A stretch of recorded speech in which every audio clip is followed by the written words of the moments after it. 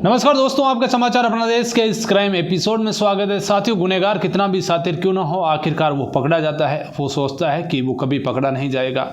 उसके जो गुनाह की जो परत है, उस पर जो चादर चढ़ी हुई है, वो कभी जो हटेगी नहीं और वो कानून और पुलिस से बच जाएगा। आज की कहानी है दिल्ली की, जहाँ पर दिल्ली में एक डॉक्टर के पास दो लड़के पहुँचते हैं एक साथी को लेकर। उसके पेट में गोली लगी हुई थी। अब डॉक्टर साहब से कहा जाता है कि डॉक्टर साहब, जो मेरा साथी है, इसके पेट में गोली लगी हुई है और जो है आप इलाज कीजिएगा। डॉक्टर साहब कहते हैं कि ये गोली किस कारण से लगी है आपके साथी को। तो वो कहते हैं कि हम एक शादी समारोह में गए हुए थे और वहाँ पर हर्ष फायरिंग हो रही थी और इसी फायरिंग के अंदर पता नहीं चला कहाँ से आकर एक गोली जो है इसके पेट के अंदर लगती है। जब ये बात सामने आती है तो डॉक्टर फिर और सवाल पूछते हैं कि शादी कहाँ पर थी। तो वो बताते हैं कि इस इलाके में एक जो जगह है गुलाटी, वहीं पर जो है वो शादी समारोह में गए हुए थे और इसी वजह से जो है गोली लगी। और इसके बाद हम अस्पताल पहुँचे तो डॉक्टर साहब बोलते हैं कि तो वहाँ पर आपने क्यों नहीं दिखाया नज़दीक के अस्पताल में। तो वो बोलते हैं कि हमें जो है वहाँ पर अच्छा डॉक्टर नहीं मिला और हमें लगा कि आपके पास चल कर आए। तो डॉक्टर साहब कहते हैं ठीक है। एक साथी कहता है कि आप जल्दी इलाज कीजिएगा, नहीं तो इसकी जो है जान खतरे में पड़ सकती है और ज़्यादा हालत ख़राब हो सकती है। डॉक्टर साहब कहते हैं चलो ठीक है, वो अब इलाज शुरू कर देते हैं। जब इलाज शुरू होता है तो इलाज किया जाता है और वहीं पर उन्हें रोका जाता है। अब डॉक्टर साहब जो है उन्हें लगा कि कोई ना कोई गड़बड़ है इनकी बातचीत के अंदर और कोई ना कोई साजिश के तहत ही जो है ये पेट में गोली लगी है। तो वो दिल्ली पुलिस को फ़ोन कर देते हैं। दिल्ली पुलिस को फ़ोन करके बोलते हैं कि मेरे क्लिनिक पर जो है लड़के आए हुए हैं दो, और एक लड़के के जो है पेट में गोली लगी हुई है और वो कुछ जवाब गोलमाल दे रहे हैं। जब मैंने सवाल किए तो आप आइए और उनसे पूछताछ कीजिए कि आखिरकार मामला क्या है। अब दिल्ली पुलिस को जैसी सूचना मिलती है, एक टीम मौके पर पहुंच जाती है डॉक्टर साहब के पास, जाकर उनसे पूछताछ करती है कि आखिरकार ये गोली कैसे लगी तुम्हारे पेट में। तो वो साथी बताता है कि हम एक शादी में गए हुए थे और इसी शादी के अंदर वहाँ पर हर्ष फायरिंग हुई और इस हर्ष फायरिंग के अंदर कब आकर इनको गोली लगी, हमें खुद भी जो है असमझ की स्थिति में थे कि आखिरकार ये गोली कहाँ से आकर लगी है। तो वो बताते हैं कि चलो एक काम करो, तुम चलो हमारे साथ में और उस जहाँ पर ये शादी समारोह था तो वहाँ पर चलो। वो कहते हैं कि साहब अब छोड़ो बात को, जो हुआ जो सो हुआ, जो गोली लगी वो लग गई, अब कोई बात है नहीं। तो वो कहते हैं नहीं, पुलिस को लगा कि कोई ना कोई मामला गड़बड़ है और ये गोली ऐसे ही नहीं लग सकती है पेट के अंदर, हर्ष फायरिंग के अंदर। तो इस मामले को जब पुलिस के पास पहुंचता तो पुलिस पूरा मामले का निचोड़ निकालना चाह रही थी। पुलिस एक उस साथी को लेकर वहाँ उस जहाँ पर इन्होंने गुलाटी जगह बताई थी, गुलाफटी की जगह जो बताई थी गुलाटी, उस जगह पर इनको ले जाया जाता है और उस मैरिज गार्डन में जाकर और जब पूछते हैं तो उस मैरिज गार्डन में जिस तारीख को इन्होंने ये फायरिंग होना बताया, वहाँ पर उस तारीख को कोई शादी समारोह था ही नहीं। अब पुलिस को शक होता है कि आखिरकार मामला क्या है। इसके बाद उनसे जो है इत्मीनान से पुलिस पूछताछ करती है। जब पूछताछ करती है तो जो कहानी निकल कर सामने आती है वो हर किसी की रूह कांप देती है कि आखिरकार इन लोगों ने ऐसा भी एक कत्ल किया। ये दोनों शराब शूटर थे और इन्होंने एक डॉक्टर को 31 गोलियां मारी। तो ये पूरी कहानी आप सुनिएगा। ये कहानी है, ये जो है दोनों लड़के दोनों शराब शूटर थे। एक का नाम जो है समीर, जो बदायूं का रहने वाला, और एक का नाम वासिद, जो दिल्ली के उस्मानपुर का रहने वाला था। इन्होंने बताया कि जो 8 मई 2022 की जो है दोपहर को 2 बजे की बात है। ये जो है एक क्लिनिक चलाने वाले सादाब नाम का एक लड़का जो क्लिनिक चलाता था, वहाँ पर एक लड़का जाता है। जाने के बाद वो लड़का पूछता है कि डॉक्टर साहब मेरे ये प्रॉब्लम है, आप देखिएगा। डॉक्टर साहब उसको देखते हैं, उसका थोड़ा उपचार करते हैं और फिर वो वहाँ से चला जाता है। अब कुछ ही देर बाद ये दोनों जो है वहाँ पर पहुँचते हैं। पहुँचने के बाद जब डॉक्टर साहब वहीं थे, जाते ही इन्होंने ताबड़तोड़ डॉक्टर साहब पर गोलियां चलाई। सादाब जो होते हैं, जो क्लिनिक चलाते हैं, इन पर 7 गोलियां चलाने के बाद वो वहीं पर जो है गिर पड़े। इसके बाद इन्होंने कहा कि हमें तो 31 गोलियों का टारगेट दिया हुआ है। तो वो कहते हैं कि अब 31 गोलियां चलाओ। अब 7 चला चुके थे, इसके बाद 24 गोलियां और चलाई। तो ये 24 गोलियां चलाने के बाद टोटल मिलाकर 31 गोलियां चला चुके थे। ये बात जो है उस पोस्टमार्टम रिपोर्ट में आ चुकी थी। अब जो है पुलिस ने इन दोनों को जब गिरफ्तार किया तो फिर इनसे पूछा कि आखिरकार तुमने जो है किसके कहने पर ये कत्ल किया। तो ये दोनों शराब शूटर जो होते हैं, समीर और वासिद, ये बताते हैं कि हमने 9 लाख रुपए लेकर इस कत्ल को अंजाम दिया है। तो इसके बाद उत्तर प्रदेश के जो बुलंदशहर के ये गुलाबी थाना तरकोट जो मार्केट होता है वहीं की ये घटना थी। तो फिर बुलंदशहर पुलिस को दिल्ली पुलिस के द्वारा सूचना दी जाती है कि हमने 2 शराब शूटर को गिरफ्तार किया है जिन्होंने बुलंदशहर में एक डॉक्टर की हत्या की। और फिर पुलिस को इस मामले का पता भी चल जाता है। तो इसके बाद बुलंदशहर से पुलिस आती है और इन दोनों को गिरफ्तार कर बुलंदशहर ले जाया जाता है।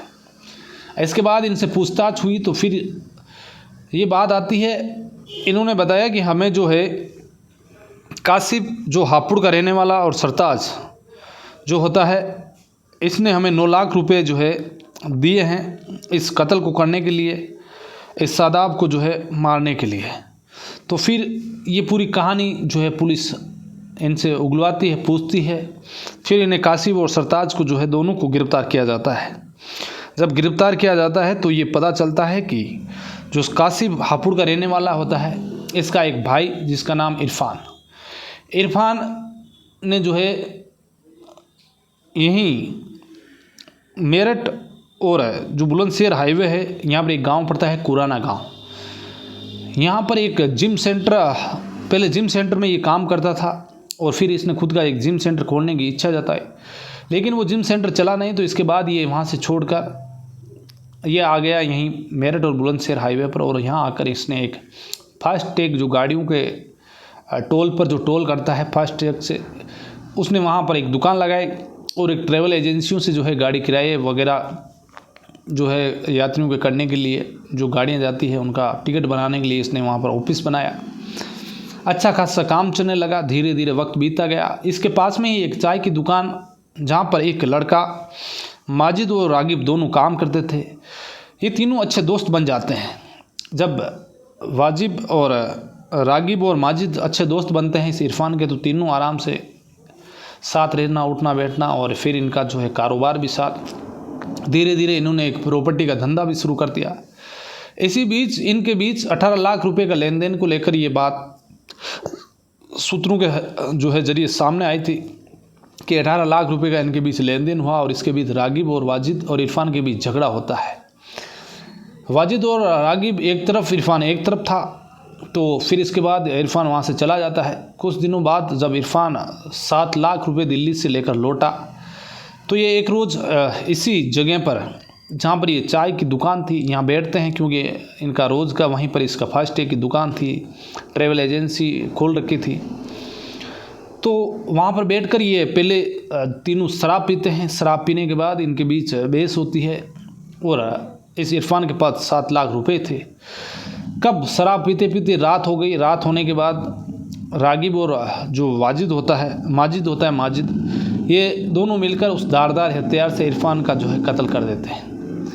ये तारीख थी जो है 18 मार्च 2022।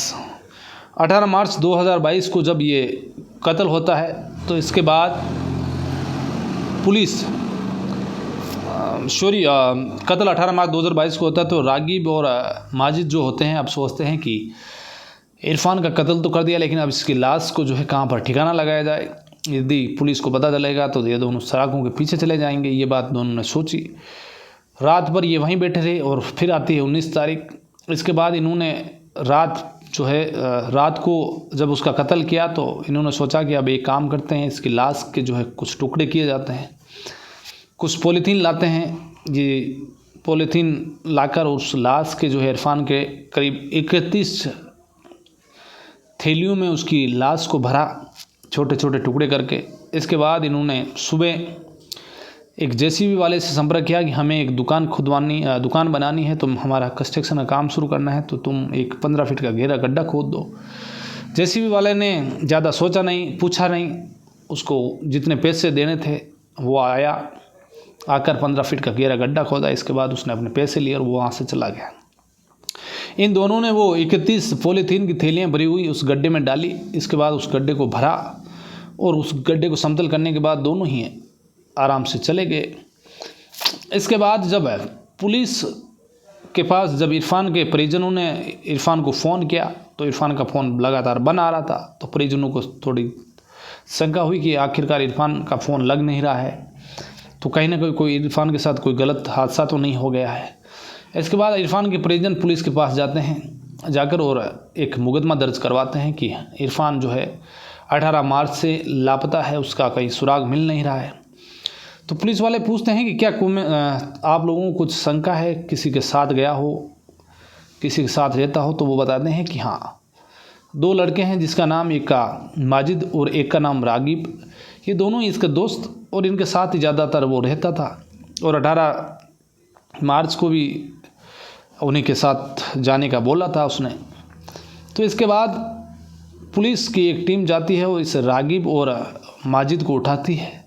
उठाने के बाद इनसे पूछताछ करती है, फिर इनकी CDR निकाली जाती है। तो CDR में भी दोनों की लोकेशन एक ही जगह थी। इरफान की भी उस दिन की 18 मार्च की उसी जगह आई थी। फिर इनको गिरफ्तार करके जब इनसे पूछताछ की जाती है तो फिर जो खुलासा होता है वो वाकई में हैरान कर देने वाला था। इन लोगों ने बताया कि हाँ, हमने इरफान का कत्ल किया है और उसकी लाश को एक 15 फीट के गहरे गड्ढे में हमने 31 पॉलीथीन की बैग में भरकर नीचे डाल दिया है। पुलिस वहाँ पर जाती है, उस गड्ढे को खुदवाती है और वो 31 थैलियाँ जब बरामद की जाती है। इसके बाद जब पोस्टमार्टम होता है तो कुल उसके 41 लाश के टुकड़े किए गए थे उसकी बॉडी के। फिर इन्हें 31 पॉलीथीन में भरा। तो मीडिया में ये बात फैली कि 31 लाश के टुकड़े किए गए, अखबारों में। इसके बाद आखिरकार इस सादाब का कत्ल क्यों हुआ? तो फिर ये बात निकल कर आई कि जो रागिब होता है, इस रागिब का भाई ये सादाब होता है और सादाब इस भाई को जेल से निकालने के लिए ये जेल में जाता आता, वकीलों से मिलता। तो फिर इस कासिम को पता चला और इस सरताज को पता चला, क्योंकि सरताज जो होता है वो इरफान का साला होता है, इरफान उसका बहन ही होता है। तो कासिम ने जो है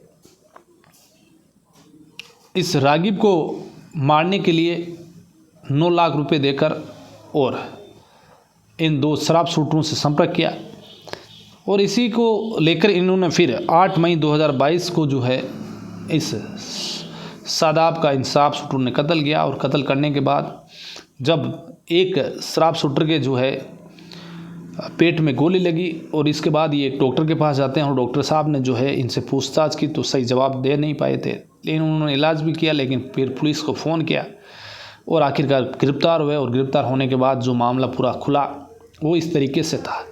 यदि ये चाहते तो इस मामले को वहीं पर रोक सकते थे। इरफान का कत्ल हुआ, उसका भी परिवार, उसके बीवी बच्चे सब जो उनके ऊपर भी दुखों का पाट टूटा, लेकिन सादाब अपने भाई को निकालने के लिए जेल में जाना करना मिलना, उसे निकालने का प्रयास कर रहा था, जमानत दिलाने का प्रयास कर रहा था। और ये बात सरताज और कासिफ को जो है अच्छी लगी नहीं और इन्होंने भी जो है उस सादाब का कत्ल करवा दिया। तो कुल मिलाकर ये थी आज की कहानी। फिर किसी कहानी में आपसे मुलाकात होगी, तब तक के लिए आप अलर्ट रहिए, सावधान रहिए, क्राइम से बचिए। जय हिंद।